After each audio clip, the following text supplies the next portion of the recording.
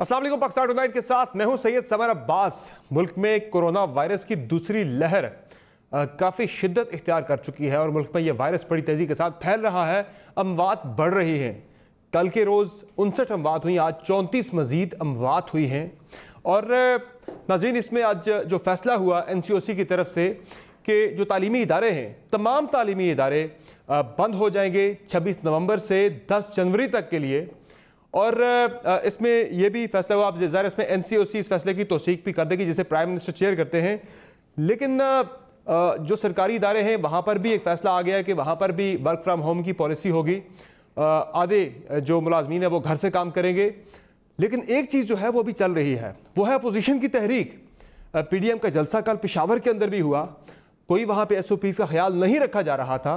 अब मज़ीद जलसे भी होने हैं। 30 को मुल्तान के अंदर होना है, उसके बाद लाहौर के अंदर भी जलसा होना है। तो क्या अपोजिशन भी अपनी इस तहरीक को या जलसों को फिल वक्त कोरोना की दूसरी लहर या इस वायरस के फैलाव को रोकने के लिए मुअख्खर कर सकती है? और अगर नहीं मुअख्खर करती तो हुकूमत की हिकमत अमली क्या हो सकती है? क्या पेशावर में इजाज़त ना देकर देखते रहना ये पॉलिसी होगी या फिर सख्ती के साथ निपटा जाएगा? चूँकि जाहिर है इंसानी ज़िंदगियाँ पहले हैं और पहली जवाबदेही जो है वो हुकूमत वक्त की होती है कि आपने क्या इक़दाम उठाए। और नाजरीन, ऐसा क्या हो गया कि वो अपोजिशन जो कि कल तक यानी पहली लहर के दौरान बहुत सख्त इक़दाम का तकाजा कर रही थी, कोरोना वायरस की वजह से शटडाउन की बात कर रही थी, लॉकडाउन की बात कर रही थी, आज उस अपोजिशन का मौक़िफ़ यकसर तब्दील हो गया है। और हुकूमत की बात करें तो वहाँ पर भी यही सूरत हाल है। कल तक वहाँ पर बात होती थी कि सब चीज़ों को खुला छोड़ दिया जाए और बहुत कम से कम सख्ती की जाए। हाँ, सबकी जो पॉलिसी थी, गवर्नमेंट की जो पॉलिसी थी, आज वो पॉलिसी चेंज हुई है। तो उसकी वजह क्या है? और इसके साथ साथ नाज़रीन हम बात करेंगे कि जो भारत के पाकिस्तान के अंदर अदम इस्तेहकाम फैलाने के हवाले से जो नापाक अज़ाइम हैं, पाकिस्तान में दहशतगर्दी की फंडिंग और दहशतगर्दों की ट्रेनिंग के हवाले से जो पाकिस्तान की तरफ से एक डॉजियर लाया गया है सामने, जिसमें भारतीय शवाहिद हैं पाकिस्तान के अंदर मुदाखलत के हवाले से, इस पर पाकिस्तान को बड़ा ज़बरदस्त रिस्पॉन्स आ रहा है पूरी दुनिया की तरफ से। हमने ये P5 कंट्रीज़ के साथ भी अलग अलग शेयर किया है, ये डॉजियर तमाम शवाहिद दिए हैं। इसके साथ साथ हम अक़वाम मुत्तहिदा के सेक्रेटरी जनरल को भी ये शवाहिद पेश कर रहे हैं और दीगर जो अहम फोरम्स हैं, OIC हो गया, यूरोपियन यूनियन हो गया, उन तमाम फोरम्स पर भी ये शवाहिद हम लेकर गए हैं। और इसके साथ साथ जो हमारे गैर मुल्की मिशन हैं वहाँ पर भी, जो अहम कैपिटल्स हैं वहाँ पर भी ये शवाहिद जा रहे हैं। और FATF के अंदर भारत को ब्लैक लिस्ट करने के हवाले से भी कोशिशें शुरू हो चुकी हैं पाकिस्तान की तरफ से। और नाजरीन, इस पर जो वज़ीर-ए-आज़म का दौरा था अफ़गानिस्तान का पिछले हफ्ते का, वो बहुत ज़्यादा अहमियत का हामिल था। और इस दौरे के दौरान जो वहाँ से हमें गारंटीज़ मिली हैं, एश्योरेंसेस मिली हैं, वो बड़ी ही मुस्बत पेशरफ्त हुई है। वो पेशरफ्त क्या है, प्रोग्राम में आगे चलकर इस पर हम बात करेंगे। हमें प्रोग्राम में ज्वाइन किया है मियां महमूद रशीद साहब ने, वज़ीर हाउसिंग है पंजाब के। और हमें प्रोग्राम में ज्वाइन कर रहे हैं हसन मुर्तज़ा साहब, पाकिस्तान पीपल्स पार्टी के रहनुमा हैं और पंजाब असम्बली में अपोजिशन लीडर हैं और वहाँ पे पाकिस्तान पीपल्स पार्टी के पार्लिमानी लीडर हैं।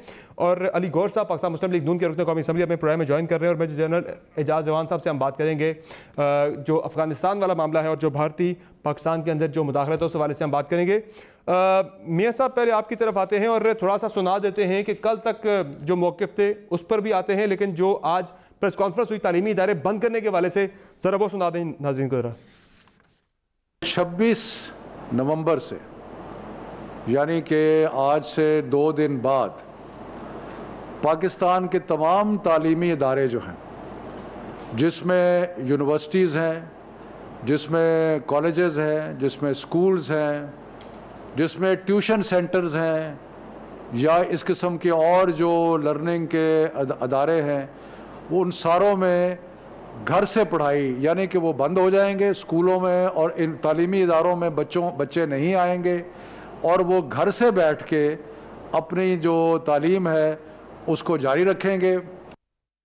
अब नाज़रीन, मुल्क के अंदर जो मस्बत यानी कि कोरोना के जो टेस्ट होते हैं उस पर जो केसेस मस्बत आने की शरह है वो भी 2% से बढ़कर 7.46% तक आ चुकी है। आज की अगर हम आपको शरह दिखाएं तो इस वक्त मुल्क के अंदर जो शरह है कोरोना के मस्बत केसेस की वो 7.46 तक पहुंच चुकी है। दीगर अगर सूबों की हम बात करें तो सूबों के अंदर भी मुख्तलिफ है, लेकिन ज़ाहिर है बड़ी अलार्मिंग है। अगर हम इसमें बात करें खैबर पख्तूनख्वा की, यहाँ पर सबसे ज़्यादा 9.8% है, सिंध में 9.63% है, और दीगर सूबों की अगर बात की जाए बलूचिस्तान में 7.73% और गिलगित बल्तिस्तान में शरह है 5.23%। और इसमें जो कम तरीन शरह है वो पंजाब के अंदर है 3.95%। और जिस तरह हम बात कर रहे थे कि जो मौक़िफ़ हैं दोनों तरफ से बदले हैं। अपोजिशन जो कोरोना की पहली लहर के दौरान सख्त तरीन इक़दाम की बात कर रही थी, मैं चाहता हूँ पहले ज़रा वो आपको सुना दी जाए, तब क्या मौक़िफ़ था, ज़रा सुनाएं जी। हमारा इस वक्त वज़ीर आज़म इमरान खान है, वो लीड करेगा इसका मुकाबला करने के लिए। जो साइंस और फैक्ट्स हमें बता रहे हैं उन इक़दामात को हमें उठाना पड़ेगा। अभी उसको कोई फिक्र ही नहीं पड़ता कि पाकिस्तान के अवाम मरे तो सो मरे। वक्त का तकाजा ये है, हमें फिल फॉर लॉकडाउन की तरफ जाना चाहिए। हमें एक प्लान्ड लॉकडाउन की तरफ जाना चाहिए। ये वक्त इंशाअल्लाह ताला गुजर जाएगा और फिर हम बाकी चीजें भी कर लेंगे। इस वक्त यार माफ कर दो। ने यही वो अपोजिशन है जो कल तक बड़ा पुरजोर मुतालबा कर रही थी कि हमें सख्त तरीन इक़दाम यानी लॉकडाउन की तरफ जाना चाहिए। आज उसी अपोजिशन की रहनुमाओं के बयानात क्या हैं, उनकी कोरोना के हवाले से आज उनकी क्या सोच है, ज़रा वो भी सुना देंगे। हमारे नज़दीक ये नाजायज़ हुकूमत सबसे बड़ा कोरोना है। कोविड-19 की बात कर रहे हैं हम, अभी तक कोविड-18 की बात कर रहे हैं। दुनिया में जो बीमारी आई जिसको कोविड-19 कहते हैं, पाकिस्तान में वो बीमारी 2018 में ही आ गई थी। जब से पीटीएम की जब से शुरू हुई है, कोरोना भी पीटीआई में शमूलियत इख्तियार कर चुकी है। वो कोरोना अब पीटीआई की रुकनियत करके मेरे ख्याल में उसकी मेंबर बन चुकी है। जलसा जो है ये कोरोना को भगाता है, कोरोना को लाता नहीं है। पीडीएम के जलसे जो हैं ये कोरोना को जो है ये भगा देंगे। समझ नहीं आती कि कोरोना की पहली लहर के दौरान अपोजिशन की जो संजीदगी थी वो दूसरी लहर के दौरान नज़र क्यों नहीं आ रही, जबकि दूसरी लहर के बारे में माहिरीन बता रहे कि ये इंतहाई ख़तरनाक है, इसकी शिद्दत पहले से ज़्यादा बढ़ चुकी है। हुकूमत की भी बात की जाए तो हुकूमत की जो पॉलिसी थी, जो उस वक्त जो एक राय थी कोरोना के बारे में पहली लहर के दौरान, वो मुख्तलिफ थी दूसरी लहर से। ज़रा सुनाएं जी, पहली लहर में के दौरान हुकूमत की क्या उस वक्त पॉलिसी थी, ज़रा सुनाएं। आपको अगर कोरोना वायरस होता है तो आपको कोई एक फ्लू की तरह होगा, चंद दिनों के बाद आप ठीक हो जाएंगे। अगर जरूरत नहीं भी होती तो लोग मास्क पहनना शुरू कर देते। नॉर्मल शख्स जिसको किसी किस्म की कोई अलामत नहीं, किसी शख्स को मास्क पहनने की जरूरत नहीं। 80% पैनाडोल के साथ ही रिकवर कर लेंगे। चले थोड़ा सा एडवांटेज यहाँ पर देंगे, चूंकि उस वक्त नया ये वायरस आया था, बहुत ज़्यादा इसके बारे में रिसर्च नहीं थी, इतनी ज़्यादा मालूमात नहीं थी, लेकिन आज जो हुकूमत की इस बारे में पॉलिसी है कोरोना के हवाले से वो बड़ी सख्त है। ज़रा वो भी सुना देंगे।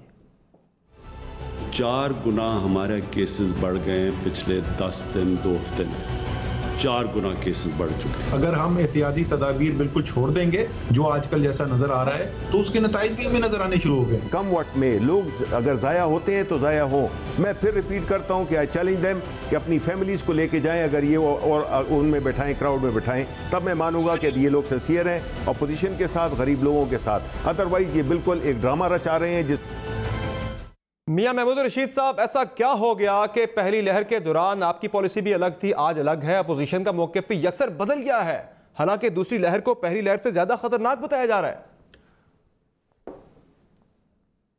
देखिए, मैं समझता हूं कि अपोजिशन इंतहाई गैर संजीदगी का मुजाहरा कर रही है और अपने जो सियासी मकासद के लिए वो लोगों की जानों से खेलेगी।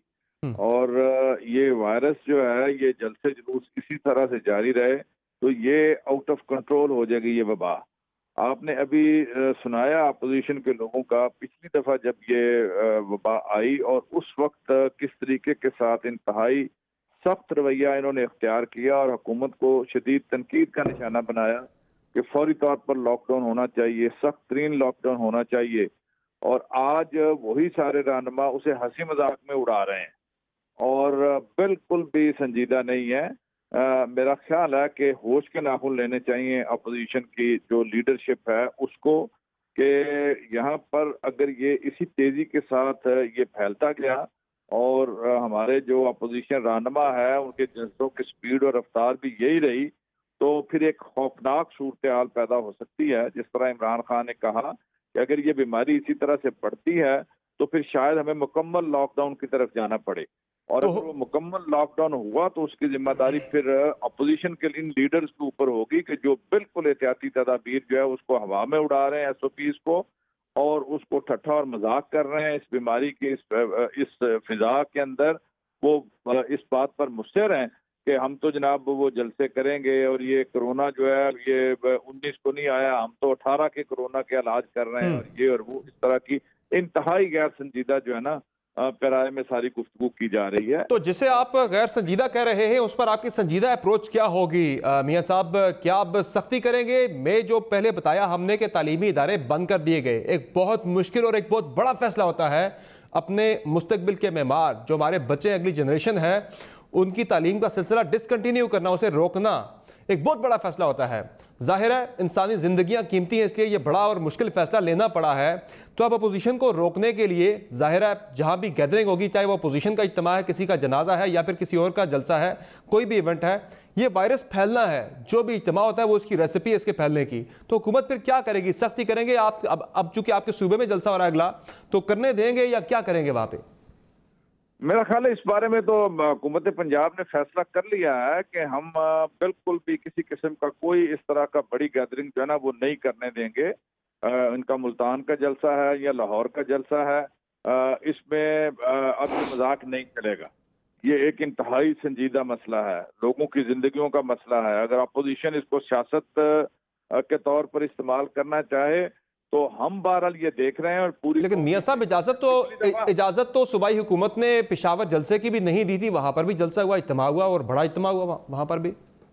लेकिन मेरा ख्याल है कि अब ये जो सख्ती के साथ हम इस तरफ जाएंगे कि ये इज्तिमा वहां पर ना हो, 44 भी लगेगी, और अगर मुकदमात बनाने पड़े और कानून को अमल दरामद के लिए जो कुछ भी करना पड़ा वो हम करेंगे।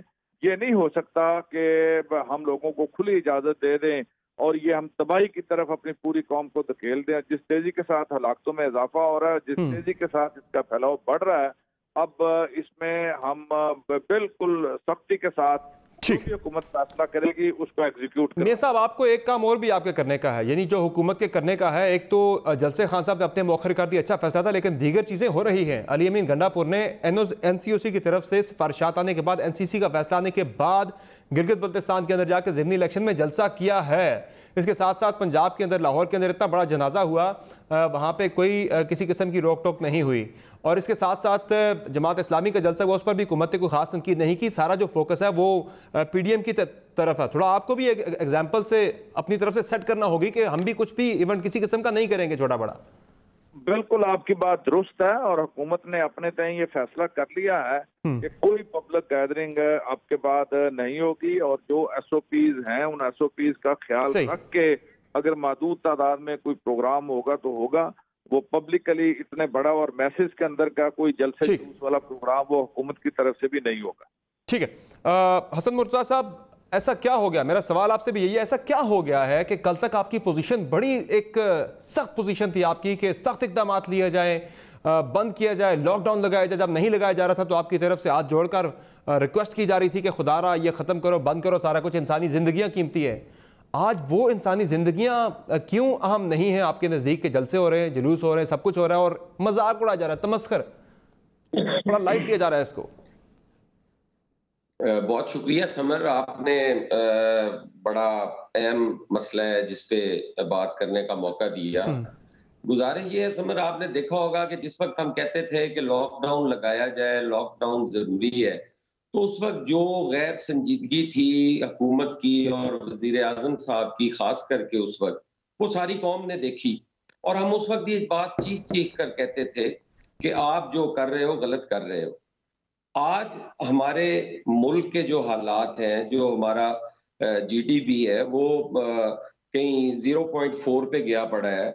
आज हमारे मुल्क के अंदर लोगों के पास रोटी नहीं है। आज हमारे मुल्क के अंदर इलाज के लिए कोई पैसा नहीं है, अस्पतालों में दवाई नहीं मिलती। आज इस मुल्क के अंदर आप रोड इंफ्रास्ट्रक्चर देखें तो तबाही के दाने पर खड़ा हुआ है। कोई इस मुल्क के अंदर ऐसा मुस्तकबिल करीब में नजर नहीं आ रहा कि कोई इसका हल निकल सके। आज पीडीएम जो जलसे कर रही है वो सिर्फ और सिर्फ इनकी महंगाई की वजह से, हमारे तो 26 नकात हैं, आप आए बैठे और उस पर बात करें उन 26 नकात को, जो गलत है बेशक ना माने, आप बैठे और बात करें उन 26 नकात पे हमारे साथ, तो किसी किस्म का कोई आप हुकूमत के साथ बात करने के लिए तैयार हैं और अगर हुकूमत बात करती है तो जल्द से मौखर कर देंगे आप? मैं अर्ज कर रहा हूं यकीनन जी, हम अगर सारे पीडीएम इकट्ठी है तो वो तो अवामी इश्यूज पर इकट्ठी है, आप क्यों नहीं मानते उनको? आए दिन महंगाई होती जा रही है, कोई पूछने वाला नहीं है।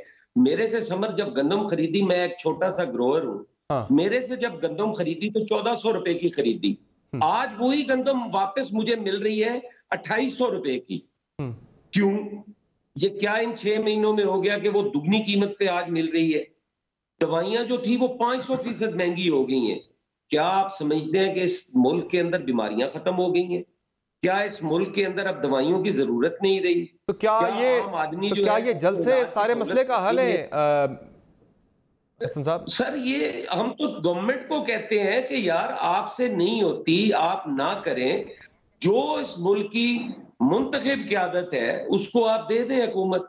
आपने लोगों के मैंडेट चुराए हैं, आपने सिंगल लार्जेस्ट पार्टी कौन थी पंजाब के अंदर, किस तरीके से दूसरी पार्टी को सिंगल लार्जेस्ट पार्टी बनाया गया, ये सारी चीजें समझ रहे हैं। इस वजह से ये हम जा रहे हैं कि जलसे करें, प्रोटेस्ट करें। अब खुद वज़ीर-ए-आज़म कोई इम्कान है हसन मुर्तज़ा साहब, कोई इम्कान है हसन मुर्तज़ा साहब के ये जलसे कुछ महीने के लिए मौखर कर दिए जाए, चूंकि जाहिर है ये पीक है, शायद जनवरी तक खत्म हो जाए, उसके बाद फिर हालात ठीक हो जाए? के पास है जी, ये गवर्नमेंट के पास है। सुबह जो है वो चीजें जो है वो अपने असल कीमत पे ले आए, ठीक हो जाएगी। अब एजुकेशन की बात अभी आप कर रहे थे कि स्कूल्स जो हैं बच्चों के मुस्तकबिल और उनका क्या बनेगा। स्कूल 1 साल से तकरीबन बंद है, कोई पढ़ाई नहीं हो रही, लेकिन फीसें वो बाकायदगी से ले रहे हैं। क्या हुकूमत की जिम्मेदारी नहीं है कि उन्हें कहें कि ये साहब हर जिम्मेदारी हुकूमत पर तो नहीं आती ना, ये वायरस है, इसके फैलाव को रोकने की जिम्मेदारी हर बंदे पर है, मुझ पर भी है, आप पर भी है, एक आम शहरी पर भी है, हर किसी पर, हर पाकिस्तानी पर यह जिम्मेदारी है। लेकिन जब आप एक पॉलिटिकल पार्टी को रिप्रेजेंट करते हैं, किसी एक इत्तेहाद को रिप्रेजेंट कर रहे हैं, तो आपके ऊपर जिम्मेदारी ज्यादा आ जाती है, जो कि आप लोगों को इकट्ठा कर रहे हैं। कोई शक नहीं इसमें, हम भी जिम्मेदार हैं। हम तो कह रहे हैं कि ये थोड़ी सी जिम्मेदारी का मुजाहरा करें, ये अवाम को कोई रिलीफ दें। किसी किस्म का कोई नहीं, ऑपोजिशन इनको डिले भी कर सकती है, लेकिन ये कोई रिलीफ देने की तरफ तो आए ना।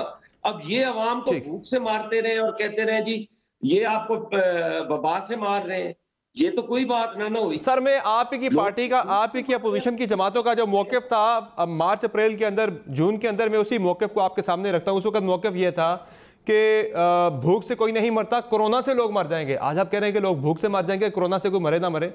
ये आप ही का मौक़िफ़ होता था उस वक्त, मैं जो आपके सामने रख रहा हूँ। देखिए हम आज भी उस मौक़िफ़ पे कायम है। तो फिर जल्द से मौक़िफ़ करें, फिर की जिम्मेदारी है। ठीक है, हुकूमत वक्त ने सारी उम्र टैक्सेस लिए, ठीक है, क्यों नहीं दे रहे नौकरी, क्यों नहीं दे रहे रोटी, क्यों नहीं लोगों को उनका रोजगार दे रहे? ठीक है, ठीक है। अली गौर साहब, ये जलसे क्यों मौखर नहीं हो सकते 2 माह के लिए या 3 माह के लिए? बिल्कुल मनसूख करने का आपसे कोई नहीं कह रहा, लेकिन जाहिर है इंसानी जिंदगियां कीमती हैं, जहां इज्तिमा होता है वहां से यह वायरस फैलता है। कल तक आप ही लोग बड़े सख्त मुतालबे कर रहे थे कि लॉकडाउन करें, सब कुछ बंद कर दें। आज तालीमी इदारे बंद कर दिए गए हैं। बड़ा मुश्किल, एक अनपॉपुलर फैसला था, किया गया गवर्नमेंट की तरफ से, बच्चों में शायद पॉपुलर हो भी, लेकिन इंसानी जिंदगियां बचानी है आज।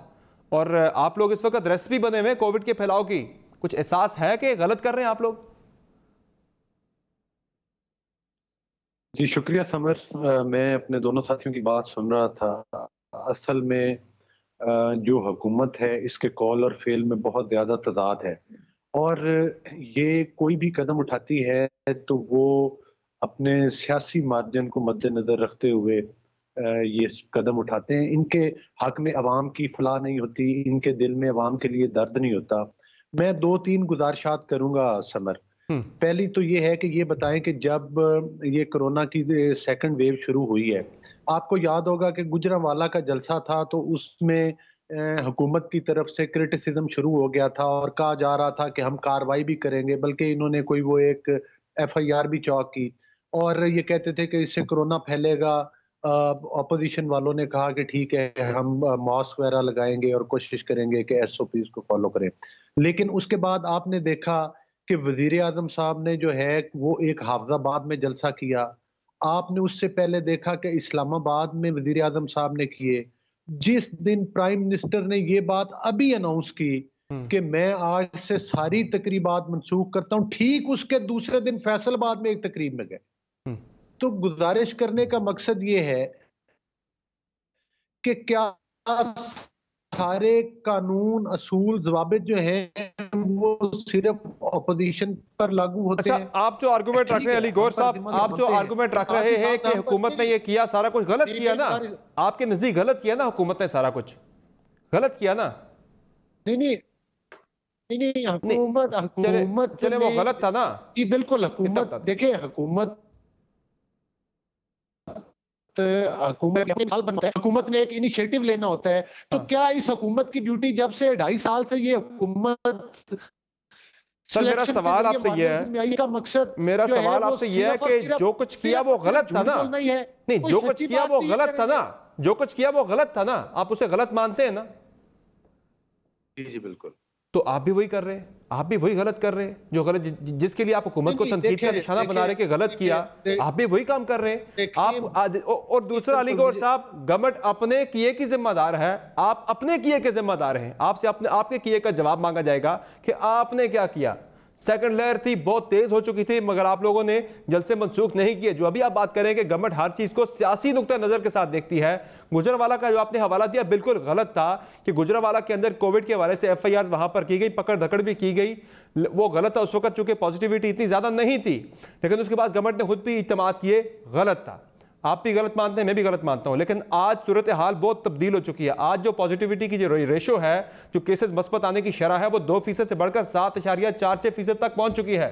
इसका एहसास हम सबको करना है, आपको भी करना है, मुझे भी करना है। तो आज आपको अफसोस नहीं होता, दिल में कहीं ना कहीं ख्याल नहीं आता यार कि हम गलत कर रहे हैं, हम भी सियासी मकसद के लिए सारा कुछ गलत कर रहे हैं? मुझे आपकी मुश्किल का पता है कि आपकी तहरीक पीक पे पहुंची, कोरोना आ गया, अल्लाह की तरफ से आया, खान साहब नहीं लेकर आए।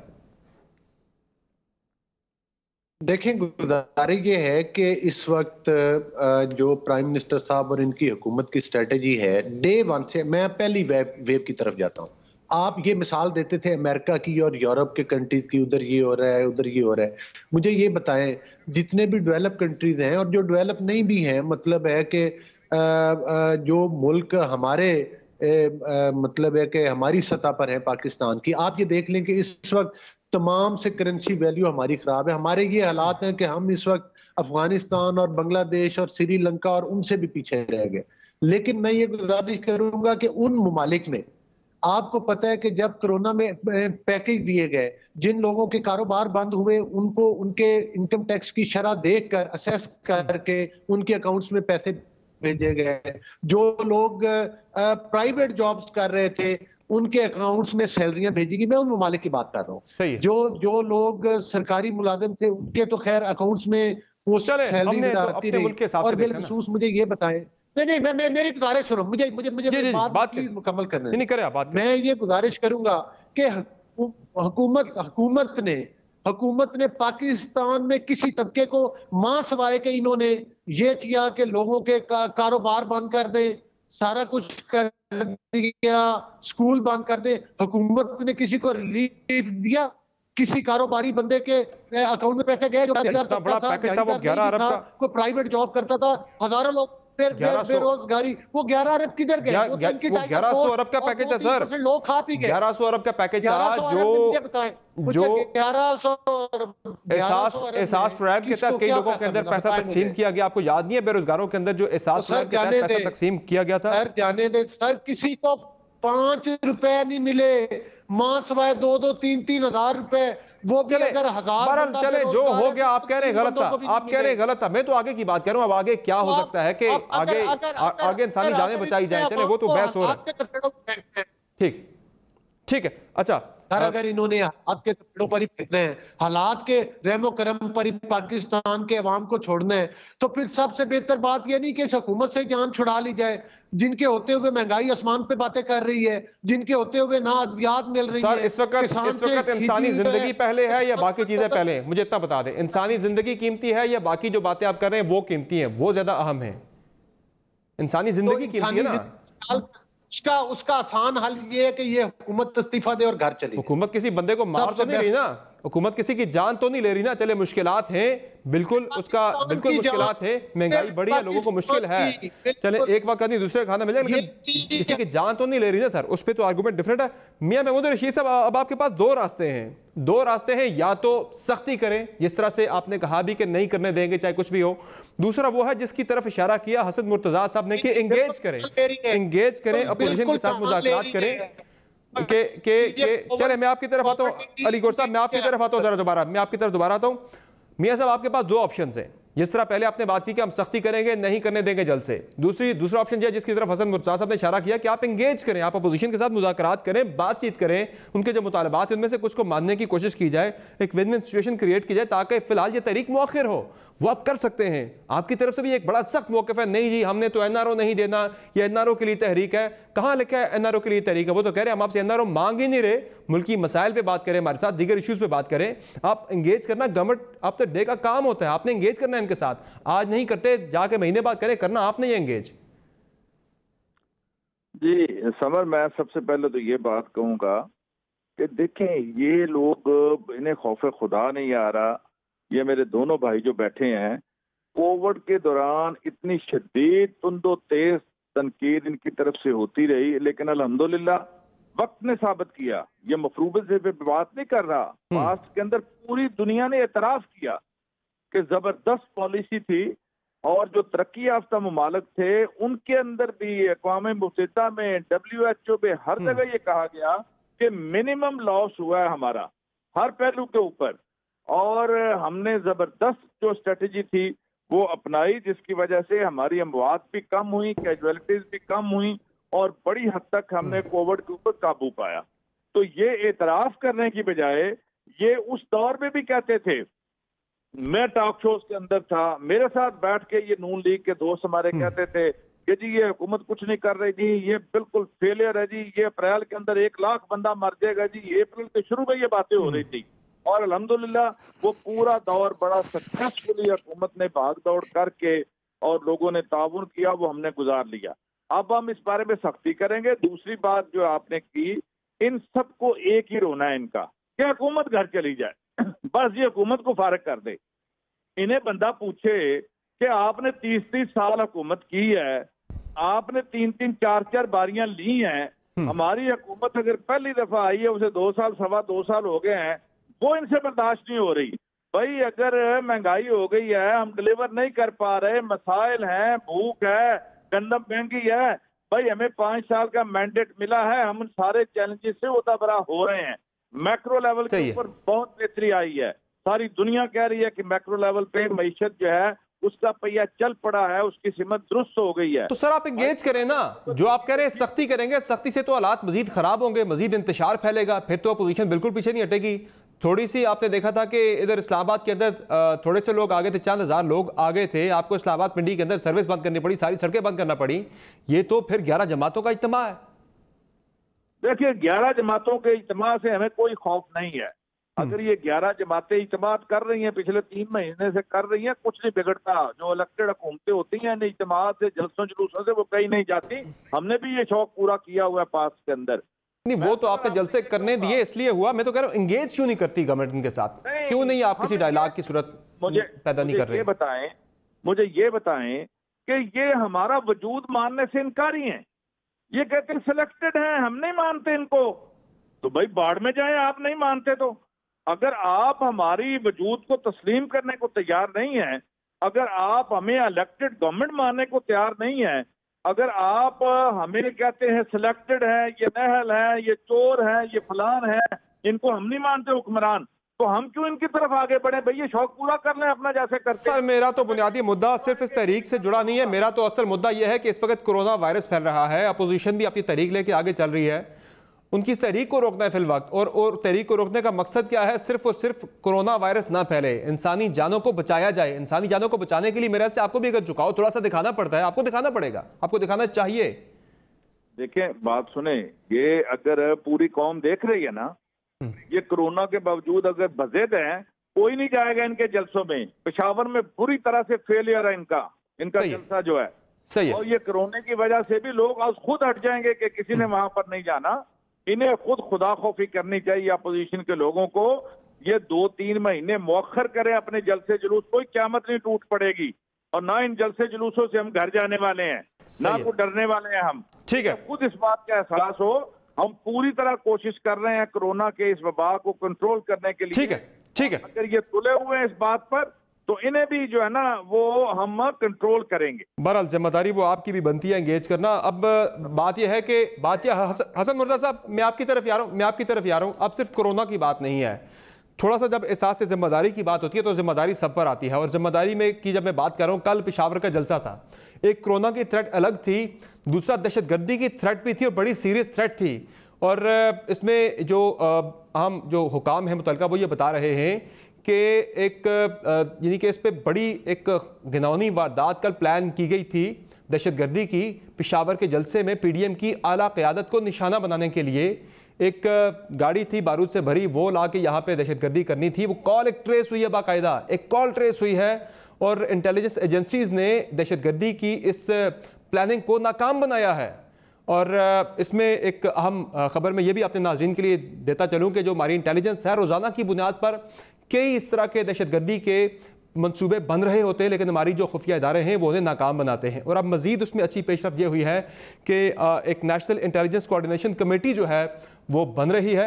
और इस जो NICC है, ये इसमें तमाम जो पाकिस्तान की इंटेलिजेंस एजेंसीज़ हैं, ISI हो गई, MI हो गई, IB हो गई और दीगर जो हमारी एजेंसीज़ हैं, वो तमाम की तमाम, नेक्टा भी इसी के अंदर होगा। और एक कोऑर्डिनेशन होगी जितनी भी इंटेलिजेंस होगी, ना सिर्फ दहशतगर्दी से मुतल्लिक बल्कि ओवरऑल। और इसे DG ISI हेड करेंगे और ये नेशनल सिक्योरिटी डिवीजन के साथ इसका लिंकेज होगा। एक बड़ी अच्छी डेवलपमेंट है, एक बड़ी अच्छी खबर है जो मैंने आपके साथ शेयर भी करता चलूँ। तो ये थ्रेट कल डबल थी अपना हसन मुर्तज़ा साहब, लेकिन नहीं की गई परवाह। पीडीएम की क़यादत को बाकायदा एक फ़ोन करके बताया भी गया कि यह खतरा है, लेकिन नहीं माना किसी ने। मैं छोटी सी गुजारिश करता हूँ आपके सवाल से पहले। अभी आपके मिनिस्टर साहब ने एक लफ्ज बोला है जो हमारी वो गाली समझी जाती है, इंतहाई ज़्यादती है। और उनकी इस गाली को, मैं तो खैर बुजुर्ग आदमी है, मैं क्या कहूँ, गलत है, नहीं कहने चाहिए इस तरह की बात, बिल्कुल गलत है सर। मैं अर्ज करता हूँ, आपने उन्हें रोका भी नहीं है। ये सर घबराहट है, दरअसल जो उनके अंदर की घबराहट है ना, ये वो सामने आ रही है जी। उनकी बुखलाहट, उनकी घबराहट, जिस तरीके से वो कर रहे हैं। मैंने बड़ी सिंपल सी बात की है उनको, ना हम कोई NRO मांगते हैं, ना हम उनसे कोई रिलीफ मांगते हैं। हम तो अवामी इश्यूज पे कह रहे हैं कि हम 26 नकात पे इकट्ठे हुए थे, वो देख लिए जाएं, वो कौम के सामने रख दिए जाएं। उनमें एक भी ऐसा नहीं है। अगर आप उनको मान लें, जायज बात है, तो कोई भी बंदा हमारी तहरीक में नहीं आएगा। आपको सख्ती करने की जरूरत ही नहीं पड़ेगी।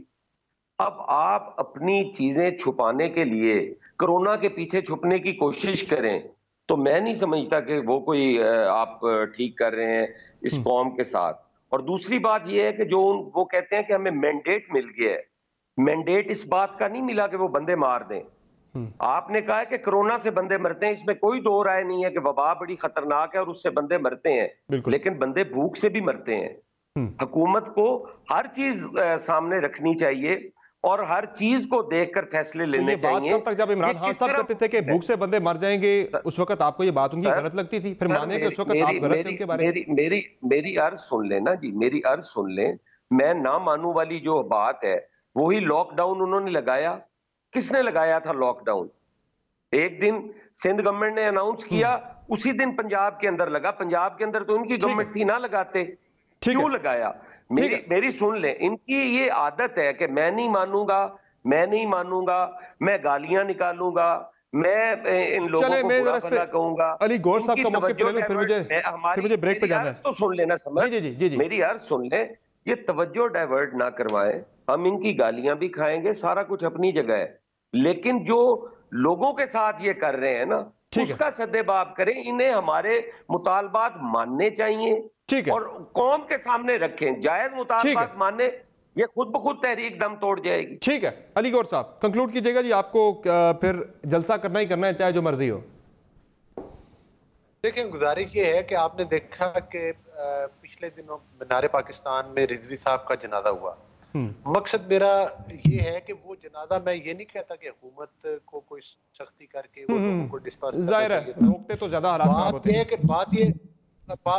बात ये है कि वो तो बिल्कुल जाहिर है कि उनके चाहने वाले लोग थे जो बिल्कुल स्वाब हासिल करने के लिए पैरोकार आए। तो मकसद ये है कि इसी तरह से पीडीएम के जलसे और ये चीजें इस वक्त की जरूरत है। आप इनको अनाउंस किए हुए चीजों को इन पर ये कर सकते हैं कि इनको थोड़ा सा एसओपीज बेहतर किए जाए, ठीक है, लोगों को मास्क पहनने के लिए कहा जाए। और वैसे भी गवर्नमेंट तो कोई फेवर देती नहीं है, लोगों को हालात के थपेड़ों पे चढ़ के। लेकिन मैं अपनी बात को खत्म करते हुए मैं एक गुजारिश करूंगा, इनके रवैयों की बात, कि मिनिस्टर साहब बैठे हैं, अभी हसन मुर्दा ने भी कहा कि इन्होंने जो जौन सी जबान इस्तेमाल की, क्योंकि ये सिलेक्टेड है इसलिए ये क्या करते हैं, आपने देखा होगा शादियों के फंक्शनों में जाएं तो इनके वज़रा सहाफियों को थप्पड़ मार रहे होते हैं। ठीक, आप देखें कि इनके वज़रा टॉक शोज में आते हैं और टेबल के ऊपर जूते रख देते हैं।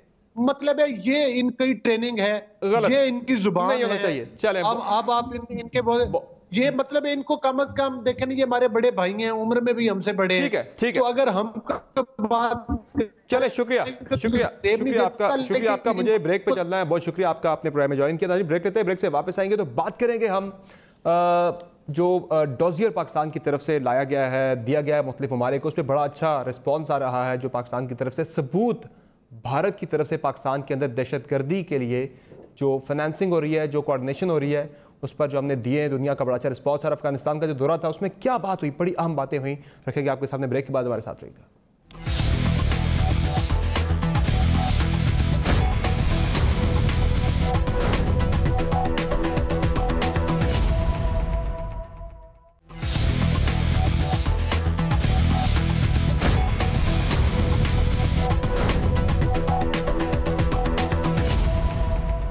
वेलकम बैक टू नाज़रीन। अब हम बात करेंगे पाकिस्तान की तरफ से जो डॉजियर तैयार किया गया है, जिसमें भारत की पाकिस्तान के अंदर दहशतगर्दी के वाक़यात में मुलव्वस होने की, दहशतगर्दी की फाइनेंसिंग करने की, दहशतगर्दों की ट्रेनिंग करने के हवाले से जो सबूत हैं, बड़े नाकाबिल तरदीद शवाहिद और सबूत उसमें पेश किए गए हैं। P5 कंट्रीज़ को, यानी सलामती कौंसिल के 5 मुस्तकिल अरकान मेंबर्स हैं, उन्हें अलग अलग ब्रीफ किया गया है। यूरोपियन यूनियन के अरकान को ब्रीफ किया गया है इसमें, और OIC के अरकान को भी, अक़वाम मुत्तहिदा के सेक्रेटरी जनरल को भी ये डॉजियर हम जल्द पेश करने जा रहे हैं।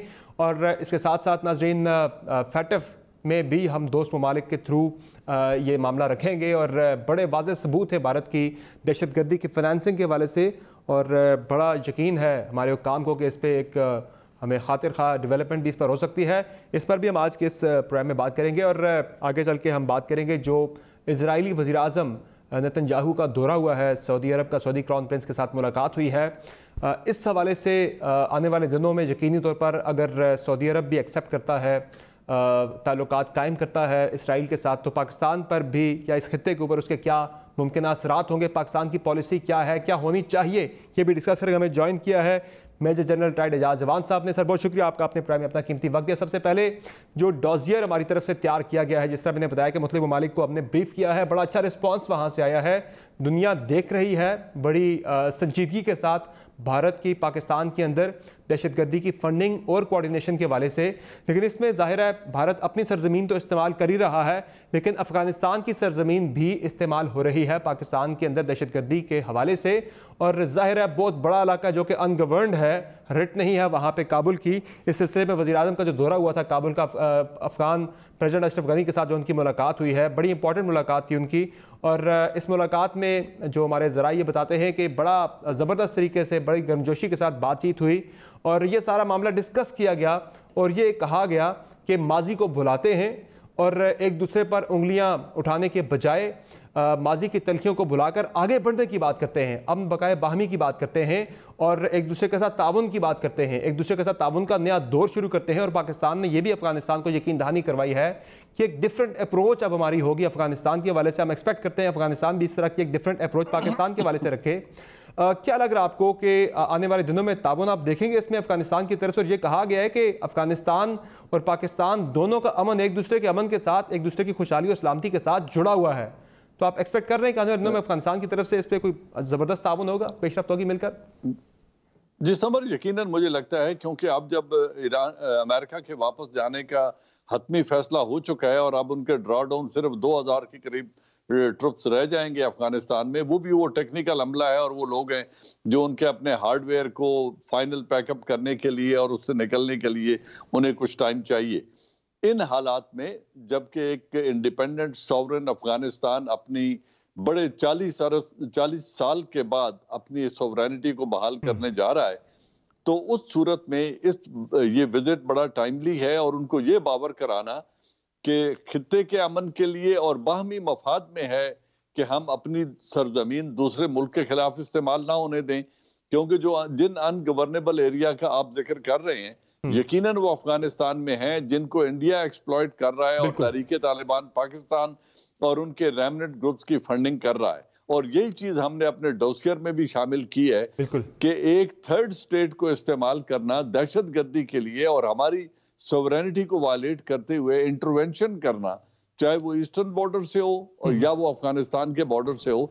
हिंदुस्तान ने पहले कुलभूषण जाधव को भी ईरान में पहले वीजा दे के भेजा और वहां से वो इसको इस्तेमाल कर रहा था। न उसमें ईरान की मंशा शामिल थी, न इसमें अफगान गवर्नमेंट शामिल है जो कुछ हिंदुस्तान अफगानिस्तान से करा रहा है। तो जब हम इस चीज को रियलाइज करते हैं कि हमारे नेबर हमारे साथ फ्रेंडली हैं, उनकी फ्रेंडशिप में और अमन में हमारा शराकत दारी होनी चाहिए और बाहमी मफाद है, तो वहां एक तीसरा मुल्क जब उनकी सरजमीन को इस्तेमाल करता है तो हमें मिलकर उसे एक्सपोज भी करना है इंटरनेशनल फोरम पर भी और बाहमी ताल्लुकात में। और इसमें जरा साहब जो मेरी इत्तलात है उसमें तो पाकिस्तानी वज़ीर-ए-आज़म की तरफ से यहाँ तक, खान साहब की तरफ से यहाँ तक कहा गया है अफगानिस्तान की लीडरशिप को कि बड़े खुले दिल के साथ कहा गया कि आप बिल्कुल, हम आपकी जो कौमी सलामती है उसकी कदर करते हैं, उसकी हम रिस्पेक्ट करते हैं, आप भारत के साथ ज़रूर ताल्लुकात रखें, हमें उससे कोई इतराज़ नहीं, वो आपका इंटरनल मामला है, लेकिन वो पाकिस्तान की कॉस्ट पर नहीं होने चाहिए।